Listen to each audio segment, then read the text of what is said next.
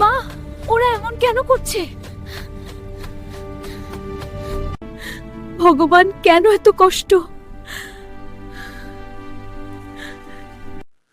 একটা ছোট্ট গ্রামে, যেখানে সবুজ ধানের ক্ষেত আর নদীর কলকল শব্দ জীবনে সুর এনে দিত, সেখানে থাকত সুমিতা।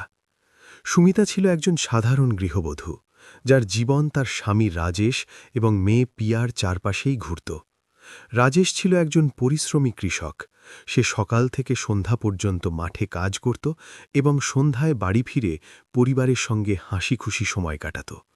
পিয়া, যার বয়স তখন মাত্র 10 বছর, স্কুলে যেত এবং বাড়ি ফিরে মাকে সাহায্য করত। একদিন হঠাৎ রাজেশের হার্ট অ্যাটাক হল। ডাক্তাররা তাকে বাঁচানোর অনেক চেষ্টা করলেও শেষ পর্যন্ত তাকে বাঁচানো গেল না। সুমিতার পৃথিবী মুহূর্তের মধ্যে ভেঙে গেল। সে বিধবা হয়ে গেল, আর তার জীবনে নেমে এলো গভীর অন্ধকার। গ্রামের মানুষ, যারা একসময় রাজেশের বন্ধু ছিল, তারা এখন সুমিতাকে অন্য চোখে দেখতে শুরু করল। কেউ কেউ বলতে লাগল, বিধবার ছায়া ঘরে পড়া অশুভ।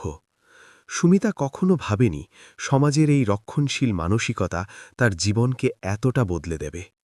রাজেশের মৃত্যুর পর তার শ্বশুরবাড়ির লোকজন সুমিতাকে বাড়ি থেকে বের করে দেওয়ার ষড়যন্ত্র করতে লাগল।